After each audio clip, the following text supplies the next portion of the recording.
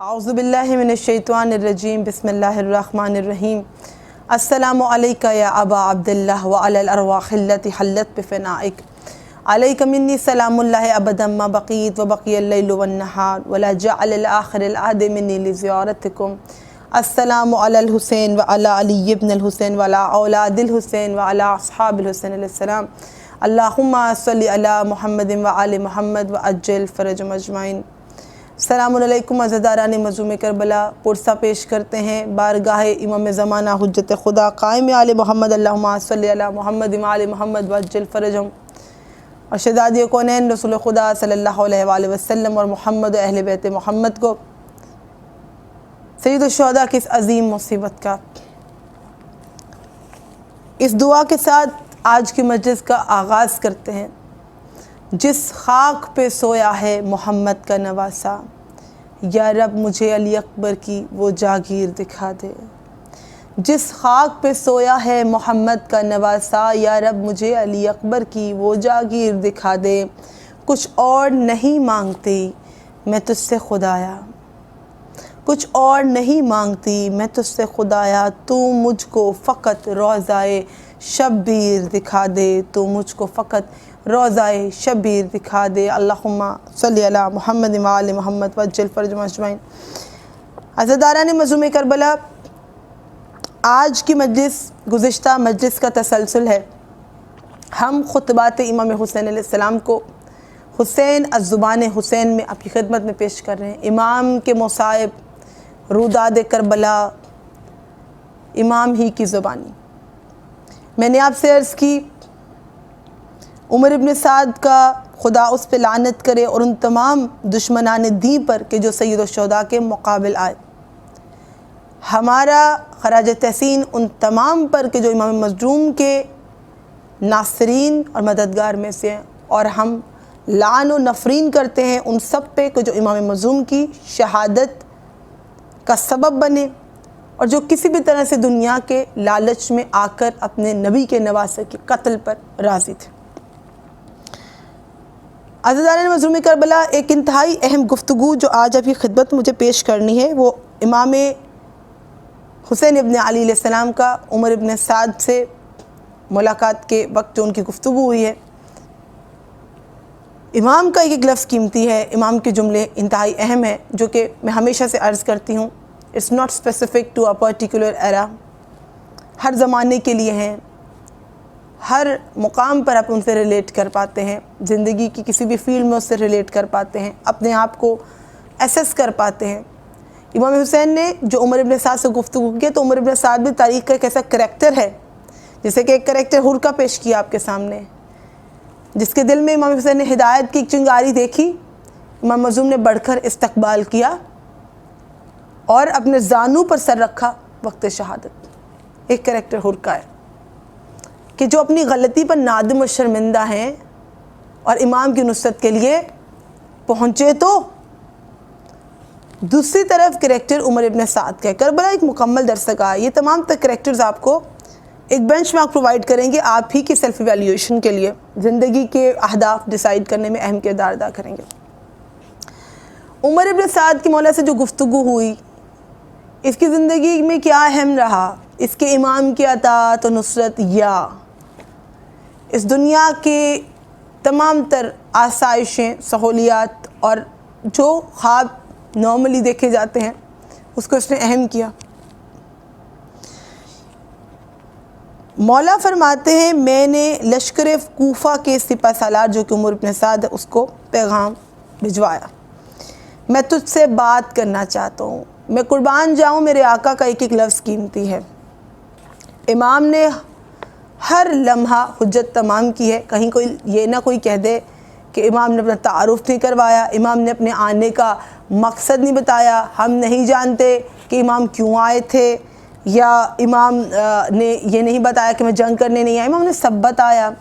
इमाम ने ये भी कहा कि अगर तुम नहीं चाहते कि मैं यहाँ रुकूँ तो मैं, बहरहाल इमाम फरमा रहे हैं कि मैं वापस चला जाता हूँ, लेकिन ये इमाम के कत्ल के दर पे हैं। इमाम किसी जंग के इरादे से नहीं आए और ना ही जंग करना चाहते। अब ये करैक्टर उमर इब्न साद का, इसे किस तरह से अपने आप को जहन्नुम की जानिब धकेला है, کہ جبکہ امام اس پہ حجت تمام کر رہے ہیں. مولا فرماتے ہیں میں نے لشکر کوفہ کے سپہ سالار کو پیغام پہنچایا، میں تجھ سے بات کرنا چاہتا ہوں. آج رات ہم دونوں لشکروں کے مابین کسی مقام پر ملاقات کریں گے. کل کو جب اسے رسول اللہ کی شفاعت نصیب نہ ہو، کل کیونکہ ہر وہ شخص جو قتل حسین میں ملوث ہوگا اس پہ خدا کی، ملائکہ کی، انبیاء کی لعنت کا وہ حقدار ہوگا، مومنین کی لعنت کا وہ حقدار ہوگا جو امام سے عداوت پر اترے گا اور امام سے دشمنی پہ اترے گا. تو امام نے جس قدر بچا سکتے تھے اس قوم کو ظلم سے، جس قدر روک سکتے تھے روک کے رکھا کہ اگر یہ ہدایت کی جانب آنا چاہیں تو مسلسل امام رہنمائی فرماتے رہے. اور امام نے اسی طرح اس سے کہا کہ 2 لشکروں کے درمیان میں تم سے ملاقات کرنا چاہتا ہوں. مولا فرماتے ابن سعد نے میری بات مانی اور اپنے 20 سپاہیوں کے ساتھ تعین شدہ مقام پر آ گیا. میں بھی اپنے 20 اصحاب کے ساتھ اس مقام پر پہنچا. حکم دیا کہ وہ اس خیمے سے دور رہیں جس بات کے لیے یہ خیمہ نصب کیا گیا تھا. فقط مولا 2 شخصیات کو میں قربان جاؤں اپنے ساتھ لے کے گئے. ایک باب الحوائج ابو الفضل عباس علمدار علیہ السلام، اللہم صلی علی محمد و آل محمد وجل فرجم، اور ایک شہزادہ ہے علی اکبر علیہ السلام، اللہم صلی علی محمد و آل محمد وجل فرجم. 2 عظیم شخصیات کو امام حسین اپنے ساتھ لے کے گئے. یہاں سے معلوم ہوتا ہے کہ سیدہ کے لال کے لیے علی اکبر کیا تھے، ابو الفضل عباس کیا تھے، کہ جب وہ دشمن کے سپہ سالار سے ملاقات کے لیے جاتے ہیں، رات کا وقت ہے، 2 لشکروں کے مابین یہ ملاقات ہے، امام کے سہارے ہیں ابو الفضل اور شہزادے علی اکبر، ان کے ہمراہ گئے. عمر ابن سعد نے بھی ایسا ہی کیا ہے. اس نے بھی اپنے سپاہیوں کو خیمے سے دور رہنے کا حکم دیا اور فقط اپنے بیٹے حفظ اور غلام کو ساتھ لے کر آئے. میں نے عمر ابن سعد سے کہا، ابن سعد تجھ پر وائے ہو. مولا کے الفاظ، ابن سعد تجھ پہ وائے ہو تو اس خدا کا خوف نہیں کھاتا جس کی جانب تجھے لوٹ کر جانا ہے، جو تو مجھ سے جنگ کرنے آ گیا ہے، جبکہ تو مجھے جانتا ہے اور رسول اللہ سے میری نسبت کو بھی پہچانتا ہے. ان لوگوں کو چھوڑ اور میرے انصار میں سے ہو جا، کیونکہ خدائے عز و جل کا تقرب مجھ سے آ ملنے میں ہے. امام حسین حجت تمام کر رہے ہیں کہ تو رسول اللہ سے میری نسبت کو بھی جانتا ہے، تو مجھے بھی جانتا ہے، حسین منی و انا من الحسین، یہ جانتا ہے، یہ جانتا ہے انہم منی و انا منہم. مولا رسول اللہ اہل بیت کے بارے میں کیا فرماتے ہیں؟ یہ مجھ سے ہیں، میں ان سے ہوں. خدا کا درود و سلام میرے اہل بیت پہ ہے. غدیر ہوئی، بتا دیا علی مجھ سے زیادہ تم پر حق رکھتے ہیں، سب مبارکبادیں دے رہے، لیکن اس غدیر کو بھول گئے. کربلا کا مقام آیا، احادیث رسول کو بھول گئے کہ رسول اللہ جس دروازہ پہ انما یرید اللہ کی آیت تلاوت کرتے وہ در زہرا ہے. آج پھر میں یہ سوچوں کہ در زہرا کو ہی جلایا جائے گا. یہ در زہرا ہی ہے، یہ کنبہ سیدۃ نساء العالمین ہے جو کہ اس دست آب و بیاباں میں ہے، اس دست غربت میں. یہ فاطمہ زہرا کے پسر ہیں، یہ فاطمہ زہرا کی بیٹیاں ہیں، یہ آل رسول ہیں کہ جب ان کے خیمے جلائے جائیں گے تو تاریخ دہرائی جائے گی کہ پہلے بھی رسول اللہ کے بعد ان کی بیٹی کے در کو جلایا گیا اور اب بھی رسول اللہ کے بعد ان کی آل پر ستم ڈھایا جا رہا ہے. اور یہ کیوں ہو رہا ہے؟ رسول اللہ کے فرامین کو بھلا کر، دین کو بھلا کر، خوف خدا کو بھلا کر یہ انجام ہوا. اپنے امام کی معرفت، اپنے امام کا حق بھلا کر یہ قوم اس قدر گری کہ کربلا میں ان کے قتل تک پر آمادہ ہے. اور انتہائی ہیچ چیزوں کے لیے، فانی چیزوں کے لیے، فنا ہو جانے والی چیزوں کے لیے. اور جو کہ عمر ابن سعد وہ کریکٹر میں آپ کو مسلسل کہہ رہی ہوں کہ سیکھنا ہے. اسے ایسے کریکٹر کی طرح سمجھیے کہ یہ مولا کے کسی بھی فضیلت کا انکار نہیں کرتا، یہ جانتا ہے. اسی لیے امام حسین فرما رہے ہیں کہ تو مجھے جانتا ہے، رسول اللہ سے میری نسبت بھی تجھے معلوم ہے. کسی ایک بات کو ایسا نہیں ہے کہ یہ نہیں پہچانتا، یہ نہیں جانتا، یہ اچھی طرح جانتا ہے. پھر امام فرماتے ہیں تو جانتا ہے تو ہماری جانب آ، میں تجھے رسول سے شفاعت کا وعدہ دیتا ہوں. عمر سعد نے جواب دیا، ڈر ہے کہ کہیں میرا گھر نہ اجاڑ دیں. امام پہ وقت شہادت ہے، امام مصائب میں گھرے ہیں اور اس شخص کو یہ فکر کہ ڈر ہے کہ میرا گھر نہ اجاڑ دو، یہ ایک بہانہ تھا، کیونکہ امام حسین نے ہر طرح سے حجت تمام کی۔ جب اسے کہا کہ وہ میرا گھر اجاڑ دیں گے، کوئی کہہ سکتا تھا کہ ہاں بھی اسے اپنے اہل و عیال کی فکر تھی، تو امام اس کا جواب اگلے جملے میں دے رہے ہیں، میں نے اس سے کہا عمر بن سعد کا خاندان قبیلہ بنی زہرہ میں تھا، اس کا پورا خاندان اس کے امام حسین سے جنگ کے لیے کربلا آنے کے مخالف تھا، اس نے رائے کی حکومت، یہ اس کے کریکٹر کے بارے میں آپ کو بتا رہی ہوں کہ یہ کون شخص ہے، اس کا پورا خاندان اس کے کربلا آنے کے بارے میں مخالف ہے، یہ رائے کی حکومت کے لالچ میں امام حسین کے قتل کی ذمہ داری قبول کرتا ہے کہ مجھے ملک رائے کی حکومت مل جائے، چاہے نواسہ رسول قتل ہوں، نہ صرف قتل ہوں، اس کے ہاتھوں بھی قتل ہوں تو اس کو بھی منظور ہے، خدا کی لعنت ہے ایسی چاہت پر۔ امام میں آپ کو چاہتا ہوں، امام کے قدموں کے بوسے بھی لیتا ہے، دو زانو ہو کر امام کے سامنے بڑے ریسپیکٹفل وے میں بیٹھ بھی جاتا ہے، امام کو یہ نہیں چاہیے۔ آج ہم بھی کہتے ہیں مولا آپ ہمارے لیے بہت قابل احترام ہیں، مولا ہم آپ کو بہت چاہتے ہیں، مولا ہم آپ سے بہت محبت کرتے ہیں، مولا کیا کریں کہ یہ دنیا میں نہ ہمیں یہ کچھ چیزیں کرنی پڑ رہی ہیں، تو پھر ہم یہ ایک کردار پلے کر رہے ہیں، سوری ٹو سے، جو عمر ابن سعد کا ہے کہ دو زانو ہو کے مولا کے سامنے بیٹھ بھی جانا، مولا کے بوسے بھی لینا، مولا کی فضیلت کا اقرار بھی کرنا، فرزند فاطمہ زہرا ہیں، عقیدت کا اظہار کرنا، فرزند رسول اللہ ہیں، آپ کے مقابل آؤں گا تو مجھے شفاعت رسول نصیب نہ ہوگی، جو آپ کے مقابل آئے گا وہ نار جہنم میں پھینکا جائے گا، سب جانتا ہے، لیکن قتل پر آمادہ ہے، ملک رے کی حکومت چھوٹ جائے گی۔ تو بہت سی چیزیں ہیں جن کے بارے میں ہم خوفزدہ ہوتے ہیں، دنیا میں چھوٹ جائیں گے، یہ رشتہ، یہ جاب، یہ معاملہ، یہ چند رشتہ دار، یہ دوست احباب، ہم بہت سی چیزوں کے معاملے میں خوفزدہ رہتے ہیں، امام سے دوری پر خوفزدہ نہیں رہتے ہیں۔ ایسا کیوں ہے عزیزان من کہ ہم اہل بیت پیغمبر امام اور معصوم کے فرامین کے آگے دنیا کو اہمیت دینے لگے؟ ہمیشہ اپنے دین کو، پیغمبر کے فرامین کو، اہل بیت کے فرامین کو ہم اپنے ٹاپ پرائیورٹی لسٹ پہ رکھیں اور اپنے دنیاوی معاملات کو ایز اے پرسن انڈیویجولی ہر شخص بعد میں رکھیں۔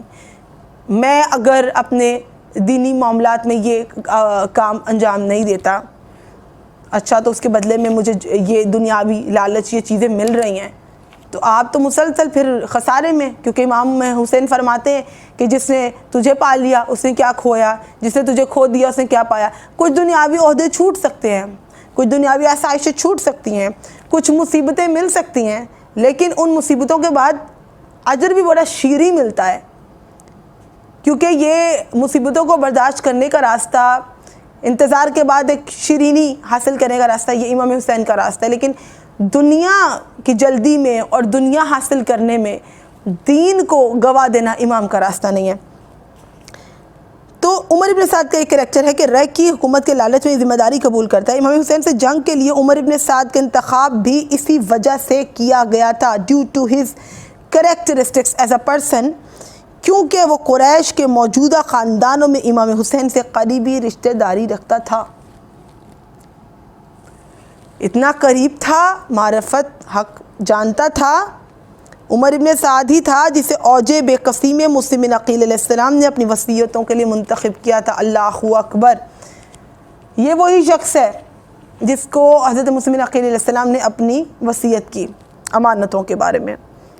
یہ امام مظلوم کیا دم بھرتا ہے، تعریف بھی کرتا ہے، واقف ہر چیز سے، لیکن میرا گھر اجاڑ دیں گے، اصل معاملہ اس کی حکومت چھن جانے کا ہے۔ وہی بات عرض کروں گی کہ ہمارے لیے کیا ہم ڈرتے ہیں، اپنے اس دوست کی اصلاح کریں گے کہیں دوست نہ چھوٹ جائے، اپنی کسی بہن بھائی کی اصلاح کریں گے کہیں وہ بہن بھائی نہ چھوٹ جائے، ہم کسی محفل میں جائیں نہ جائیں، مکمل حرام محفل ہونے والی ہے، کیا کریں، ہمارے لنکس کانٹیکٹس نہ چھوٹ جائیں۔ مجلس سے ذرا ہٹ کے گفتگو ہے، لیکن پریکٹیکلی تو یہی ہے کہ دنیا میں رہنا کیوں نہ ہم سب ایک دوسرے کے لیے آسان بنائیں، اس دین کو امام حسین کے فرامین پر عمل کرتے ہوئے، دین کو خوبصورتی سے اطاعت کرتے ہوئے، عمل کرتے ہوئے گزاریں، نہ کہ اس دنیا کی خاطر دین کو چھوڑ دیں۔ امام معصوم نے حجت تمام کر دی، ابھی کہنے لگا کہ وہ میرا گھر اجاڑ دیں گے. امام فرماتے میں تجھے نیا گھر بنا دوں گا جو حسین کے ساتھ اسے سب ملے گا، دنیا بھی آخرت بھی. اس نے دوسرا بہانہ تراشا. اب امام نے اس کا ہر بہانہ ختم کر دیا، مکمل طور پر حجت تمام کی. کہنے لگا ڈرتا ہوں کہ کہیں میرے باغات اور میری زمینوں پر قبضہ نہ ہو جائے. تو امام کہنے لگے حجاز میں میری ملکیت سے بہترین زمینیں اور باغات موجود ہیں، میں وہ تجھے دے دوں گا. اب جب کہ کوئی بہانہ نہ بچا، کیونکہ یہ امام کے قتل پر آمادہ ہے، اسے تو رہ کی حکومت چاہیے، نہ تو معاملہ اس کے گھر بار لٹ جانے کا ہے، نہ تو اس کے باغات اور زمینیں چھن جانے کا، اور اگر ہوتا بھی تو اپنے وقت کے امام سے اہم کیا ہے کہ یہ چیزیں امام حسین کی جان سے اہم تھیں، کیا پیغمبر کے اطرت سے زیادہ اہم تھیں. اب اس کے پاس کوئی بہانہ موجود نہ تھا، سو خاموش ہو گیا، کوئی جواب نہ دیا. کچھ دیر خاموشی چھائی رہی. اس بات پر ملاقات کا اختتام کیا. مولا فرماتے ہیں کہ میں نے اس بات پر ملاقات کا اختتام کیا، تجھے کیا ہو گیا ہے، خدا تجھے تیرے بستر پر قتل کرے. جس کو امام حسین سے بد دعا ملے اس سے برا کون ہو سکتا ہے؟ اس کا تو مقدر ختم ہے کہ جسے حسین کی بد دعا لگ جائے. مولا فرماتے تجھے کیا ہو گیا ہے، خدا تجھے تیرے بستر پر قتل کرے، روز محشر تیری بخشش نہ فرمائے. مجھے امید ہے کہ تو بنا قیدی بنے عراق سے باہر نہیں جائے گا. اور جس رے کی حکومت کا یہ مسلسل امام سے کہہ رہا تھا کہ مجھے رے کی حکومت کا وہ جو اس کو لالچ ہے، تو امام کہتے ہیں جو چیز میری آنکھ کو روشن کرے گی وہ یہ ہے کہ تو میرے بعد بہت ہی کم مقدار میں عراق کی گندم کھا سکے گا. مولا نے کہا تو عراق کی گندم بھی بہت کم کھا سکے گا. تو یہ کہنے لگا امام کا تمسخر اڑاتے ہوئے، اب عبداللہ کوئی بات نہیں، جو تو ہے نا. تاریخ گواہ ہے کہ عمر ابن سعد کو پروردگار کی جانب سے یہی سزا ملی کہ یہ جب تک زندہ رہا یہ گندم نہ کھا سکا، بستر پر ہی قتل ہوا. جیسے امام نے اس کے بارے میں الفاظ کہے تھے اس نے وہ سب اپنی زندگی میں انجام دیکھا. عزیزداران مظلوم کربلا، آج کی اس مجلس میں ہم پرسہ پیش کریں گے امام کے ہم رکاب شہید ہونے والے ایسے شہید کو کہ جسے ثابت کیا کہ امام حسین ابن علی علیہ السلام کی صحبت میں گزارے ہوئے چند ایام بھی انسان کے کردار کو بدلنے کا باعث بنتے ہیں. امام مظلوم کربلا کا کردار ایسا ہے، شخصیت ایسی پر اثر ہے کہ ان کے ساتھ چند دن گزارنے پر بھی انسان اپنے بارے میں فیصلے کرتا ہے، اپنے اہداف طے کرتا ہے، اپنے دنیا و آخرت کے بارے میں ڈیسائیڈ کرتا ہے. اسی لیے تو کہتی ہوں کہ محرم بدلنے کا نام ہے. حر بن کے آؤ تو امام معاف کرنے والے ہیں. محرم بخشش کا مہینہ بھی ہے، محرم معافی کا مہینہ بھی ہے، محرم پلٹ جانے کا مہینہ بھی ہے، محرم امام کے خیمہ میں داخل ہونے کا مہینہ بھی ہے. یہاں پر ہم ذکر کریں گے وہب قلبی کا کہ کس طرح سے امام کی جماعت میں شامل ہوئے، کیا جذبے ہیں ان کی زوجہ کے، ان کی والدہ کے. کہ یہاں پر آپ دیکھیں گے کہ امام حسین کے ساتھ معصوم بچے آئے، ان کے جذبے، خواتین آئیں تو ان کے جذبے. عام طور پہ ہم کہتے ہیں کہ مردوں میں قوت صبر زیادہ ہوتی ہے، لیکن کربلا میں خواتین نے بتا دیا کہ جہاں نصرت امام کی بات ہو تو شجاعت، قوت قلب، صبر، قوت ارادہ، یہ سب اوصاف ہم خواتین میں موجود ہوتے ہیں جو ہم اپنے امام کی نصرت کے لیے بروئے کار لاتے ہیں. تاریخ پڑھ کے دیکھ لی کہ کربلا میں ابھی ہم ذکر نہیں کر رہے، بنی ہاشم تو ہیں، تو امام پر فدا ہونے کے لیے تیار ہیں، شہزادیاں ہیں، شہزادے ہیں، لیکن ان کے ساتھ وہ بھی ہیں جو غلام ہیں، کچھ وہ بھی ہیں جو اہل بیت کے گھرانے سے تعلق نہیں رکھتے لیکن اتنے ہی با وفا اور امام حسین سے ان کے وعدے انتہائی مخلص ہیں. امام کے ساتھ ایسی وابستگی ہے اور امام کے ساتھ چند ایام گزارنے کے بعد ایسی قوت ارادی پیدا ہو گئی، ایسا صبر، ایسی شجاعت پیدا ہو گئی، اللہ سے ایسی محبت کرنے لگے کہ شوق ملاقات پروردگار ہو گیا. وہب قلبی نے اپنے دین کو پہچانا ہی امام سے ملاقات کے بعد. کرسچن تھے، مسلم کنورٹ ہوئے. چند دن جو مولا کے لشکر میں رہے، عاشور کو شہادت پا گئے، بحیثیت مسلمان امام سے ملے، اسلام قبول کیا۔ امام کی صحبت کا اثر تھا، امام حسین سے وابستگی کا اثر تھا کہ وہب نے خدا کو پہچانا، وہب نے اس دین کو پہچانا، وہب نے یہ سمجھا کہ امام مجھ پہ کس قدر حق رکھتے ہیں کہ اگر میں جان بھی قربان کر دوں تو یہ حق ادا نہ ہو سکے گا۔ اگر اپنے وقتی امام کو سمجھنا ہو، ان کی نصرت کرنی ہو، معرفت کرنی ہو، تو چند دن ہی کافی ہوتے ہیں۔ ارادہ اور نیت خالص ہو، ارادہ مضبوط ہو تو چند ایام ہی کافی ہیں۔ just few days to bring a change in yourself۔ وہب قلبی نے چند دن میں ڈیسائیڈ کر لیا کہ مجھے کس طرف جانا ہے۔ امام حسین نے ایسا صبر و شجاعت و حوصلہ پیدا کر دیا کہ چند دن ہوئے کلمہ پڑھا لیکن اب اسلام کی نصرت کے لیے تیار ہیں۔ وہی کیفیت جو مردوں کی ہے وہی خواتین کی ہے کہ جہاں پر اگر مردوں کے حوصلے جواب دے جائے تو خواتین اپنے بچوں کو حاضر کرتی ہیں اور مائیں حوصلے بڑھاتی ہیں۔ یہاں پہ زوجہ ایسی ہے کہ حوصلے بڑھاتی ہیں، یہاں پہ بہنیں ایسی ہیں کہ حوصلہ بڑھاتی ہیں۔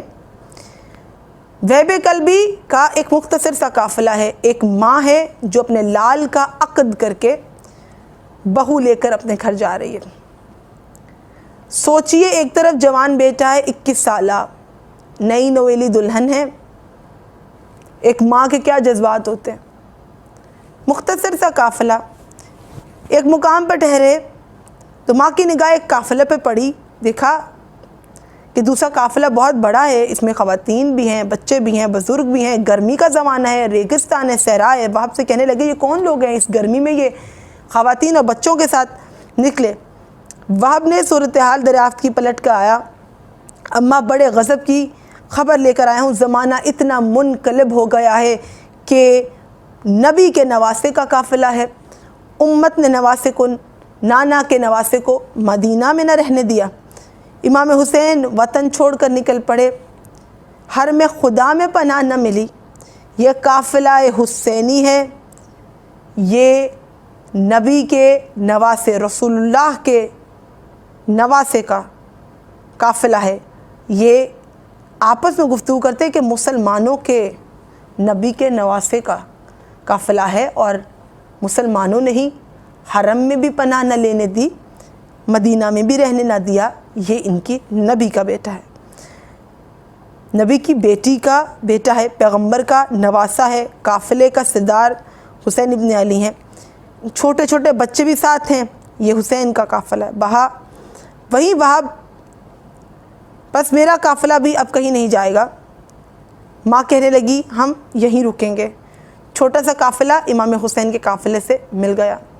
جب خدا نے کسی کو چینج کرنا ہو، ہدایت دینی ہو، تو اسی طرح سے ملوا دیا جاتا ہے ہدایت کے چراغ سے، اور حسین تو ہیں ہی مصباح الہدیٰ۔ عاشور کی شب آئی تو ماں نے بیٹے سے کہا، وہب نے چند دن مولا کی خدمت میں گزارے، کلمہ پڑھا، خود کو بدل لیا۔ وہب کی ماں کی اب یہی خواہش ہے کہ کل امام معصوم کی گود کے پالے بنی ہاشم کے جوان و بچے میرے مولا پر پہلے شہید نہ ہوں، پہلے ان پہ میرا لال شہید ہو۔ عاشور کی شب ہے، اپنے بیٹے کو سمجھاتی ہیں اسلام قبول کی وہ چند دن ہیں، لیکن اگر کوئی صحیح اسلام قبول کر لے تو یہ جذبے ہوتے ہیں۔ حسین علیہ السلام سے یہ محبت ہوتی ہے، اگر کوئی خدا کے دین کو صحیح معنوں میں سمجھ لے تو ایسے ہوتے ہیں مسلمان کہ جو حسین کے ناصر ہیں، جو وقت کے امام کے ناصر ہیں۔ ماں کہنے لگی ہاشمی گھرانے کے بچے اگر ان میں سے کوئی بھی تم سے پہلے کام آ گیا تو کل میں بی بی زہرا کو کیا منہ دکھاؤں گی۔ اب ان کو فکر ہے کہ جناب سیدہ کی کنیز ہو گئیں، اس دین میں داخل ہے، میں کیسے منہ دکھاؤں گی بی بی زہرا کو۔ بیٹا قربانیوں کا وقت آئے گا تو تم پہلے قربان ہوگے۔ عاشور کی شب گزر گئی، صبح عاشور کا ہنگام آیا۔ ایک مرتبہ ماں نے لال سے کہا قربانی کا وقت آیا ہے۔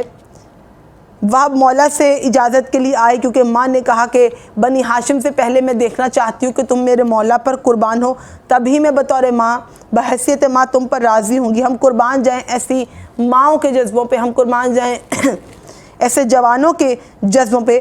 21 سالہ وہب ہیں، ابھی ان کی شادی ہوئی ہے، زوجہ ان کے ساتھ ہے، دل میں تمنائیں بھی ہوں گی، آرزو بھی ہوں گے زوجہ کے۔ فرمایا بیٹا تم نے کیا ارادہ کر لیا ہے؟ کہا مولا اجازت دے دیں۔ امام کے حضور آ گئے شہادت طلب کرنے۔ کہا مولا ماں نے کہا ہے کہ آپ سے اجازت لوں۔ جب کہا ماں نے کہا ہے، امام نے اجازت دی۔ ماں نے بیٹے کو کلیجے سے لگایا اور کہا میرے لال اب سرخرو ہونے کا وقت آ گیا، جاؤ اپنے آپ کو اپنے وقت کے امام پر قربان کر دو۔ جناب زہرا کے لخت جگر پر پہلے تم قربان ہو کہ کل میں روز محشر بی بی سیدہ کو، جناب فاطمہ زہرا کو، نبی کی دختر کو سرخرو حالت میں ملوں۔ وہب میدان جنگ میں گئے، امام کی نصرت کی، زخموں سے چور چور وہب خیموں میں واپس آئے، اپنی والدہ کو دیکھا زخموں سے چور چور ہیں، اور کہنے لگے اماں کیا اب آپ مجھ سے راضی ہیں کہ میں جنگ کر کے آیا ہوں، امام کی نصرت کر کے آیا ہوں۔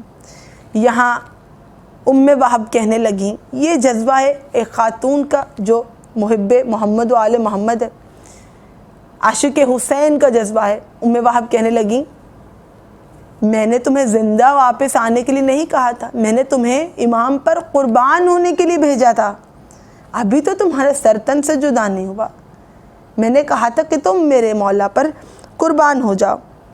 زخمی بیٹا ہے اور ماں کی الفاظ کہ تم مولا پر قربان ہو جاؤ، تمہیں زندہ واپس آنے کے لیے تو نہ بھیجا تھا۔ یہ ماں اس وقت تک راضی نہ ہوگی جب تک کہ تم مولا کے قدموں میں اپنی جان نہ دے دو گے۔ اللہ اکبر، اللہ اکبر۔ ہمارا لاکھوں کروڑوں درود و سلام ہو ایسے شہداء اور ان کی ماؤں پر۔ یہ وقت تھا کہ وہب خیمہ کے در پر آئے، دیکھا کہ زوجہ کا سر جھکا ہے، زوجہ سے گفتگو کرنے لگے۔ زوجہ کیا کہتی ہیں؟ وہب میں روکنا نہیں چاہتی، شوق سے جاؤ، شوق سے جاؤ، شہادت نوش کرو، لیکن میری بات سنتے جاؤ۔ کہنے لگے مومنہ کیا کہنا چاہتی ہے؟ یہاں ان الفاظ پہ غور کیجیے گا، حسینی ماں کا کردار اور ایک ایسی عاشق حسین جس کی ابھی شادی ہوئی، جو دلہن ہے، اس کا جذبہ کیا ہے، کیا مانگ رہی ہے وہ اپنے شوہر سے کہ جو امام حسین کی نصرت کے لیے، شہادت کے لیے جانا چاہتا ہے۔ کہنے لگی کہ مجھے کچھ کہنا ہے، تم تو ابھی شہید ہو جاؤ گے، اور یہ جانتی ہے کہ امام حسین کے نصرت میں شہید ہو گئے، امام کے ہم رکاب شہید ہو گئے تو جنت کے تو ضامن مولا حسین ہے۔ تو کہنے لگی وہب تم تو شہید ہو گے، تمہاری جنت کے ضامن تو مولا ہے، تم جنت میں چلے جاؤ گے، میری نجات کا ضامن کون ہے؟ میری جنت کا ذمہ دار کون ہے؟ وعدہ کرو کہ میرے بغیر جنت میں نہ جاؤ گے، اور یہ وعدہ مولا حسین کے سامنے تم مجھ سے لوگے۔ وہب کا ہاتھ تھاما، امام مظلوم کے سامنے آ گئی۔ مولا کہنے لگے وہب زوجہ کو کیوں لائے ہو؟ کہنے لگا مولا میں نہیں لایا، یہ مجھے آپ کی خدمت میں لائی ہے۔ یہاں وہب کی زوجہ امام مظلوم سے کہنے لگی مولا میں وہب کو شہادت سے نہیں روکتی، لیکن وہب کی جنت کے ضامن تو آپ ہیں، میری جنت کا ضامن کون ہے؟ مولا فرماتے ہیں اے مومنہ وہب سے کیا کہتی ہے؟ جنت کا سردار تو میں حسین ہوں، اور میں تجھے جنت کی ضمانت دیتا ہوں۔ کہا آقا جان ان سے کہہ رہی تھی کہ آپ سے کچھ اور بھی کہنا ہے۔ مولا فرماتے مومنہ کیا کہنا ہے؟ کہا مولا عاقبت کا انتظام تو آپ نے کر دیا کہ آپ ہماری نجات کے ضامن ہو گئے، آپ ہماری جنت کے ضامن ہو گئے، لیکن میں نے اپنے ماں باپ کا گھر چھوڑ دیا اور شوہر کا گھر نصیب نہ ہوا، گھر نہ جا سکی۔ اب مجھے سیدانیوں کی خدمت میں جانا ہے کہ وہب کے بعد کوئی میری خبر گیری کر لے، میں سیدانیوں کی کنیزی اختیار کر لوں۔ مولا نے سر جھکایا، آنکھوں میں آنسو، کہنے لگے اے مومنہ تجھے کیا خبر کہ اس قافلے کا کیا انجام ہوگا؟ امام حسین کی نگاہ میں وہ منظر ہے کہ جہاں چادریں چھن رہی ہیں، سیدانیوں کے بازوؤں میں رسیاں ہیں، اور کوفہ و شام کے بازار ہیں۔ عزاداران مظلوم کربلا مولا کے ہی الفاظ ہیں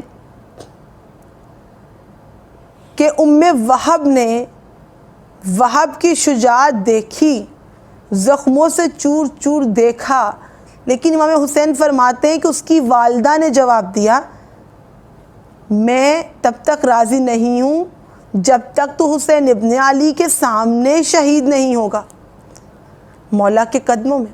اب مولا کے الفاظ بیان کر رہی ہوں۔ مولا فرماتے ابو وہب نے جنگ میں حد درجہ استقامت کا مظاہرہ کیا اور دایاں ہاتھ اور ایک پیر کٹوانے کے بعد دشمن کے ہاتھوں اسیر ہو گیا۔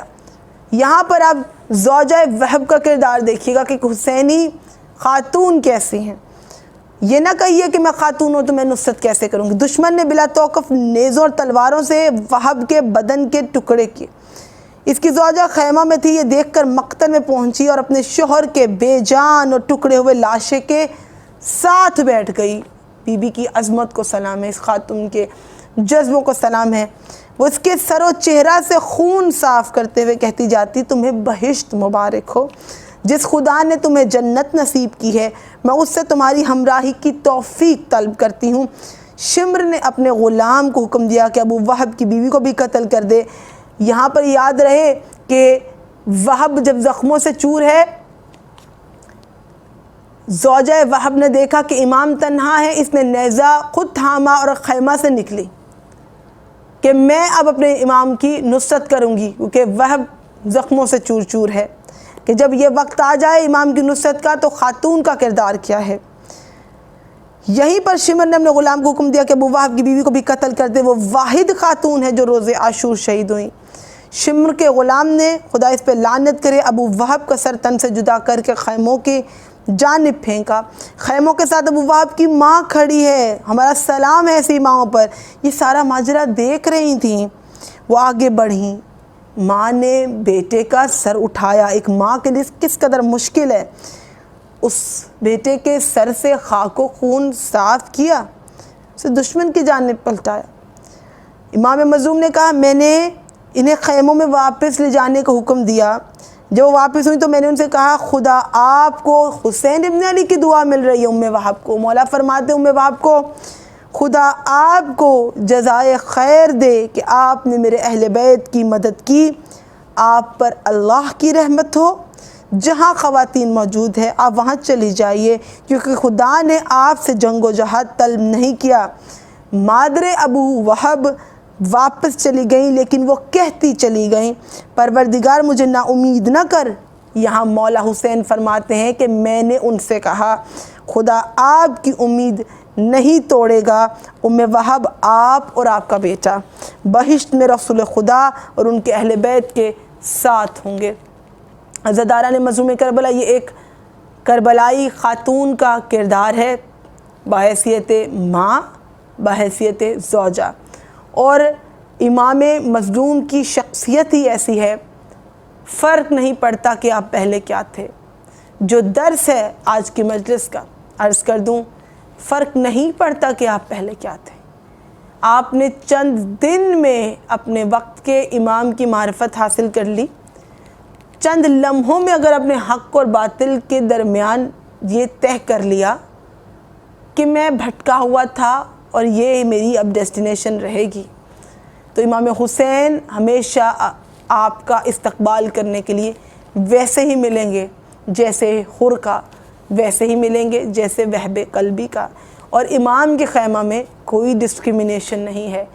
امام نے ان شہداء کو ویسے ہی رخصت کیا جیسے بنی ہاشم کو رخصت کیا، اور سلام بھیجا اور دعائیں دی، رسول خدا کی شفاعت کی ضمانت دی، اور خود کیونکہ جوانان جنت کے سردار ہیں تو خود بھی خوشخبری دے کر ان کو میدان شہادت میں بھیجا۔ الا لعنت اللہ علی القوم الظالمین۔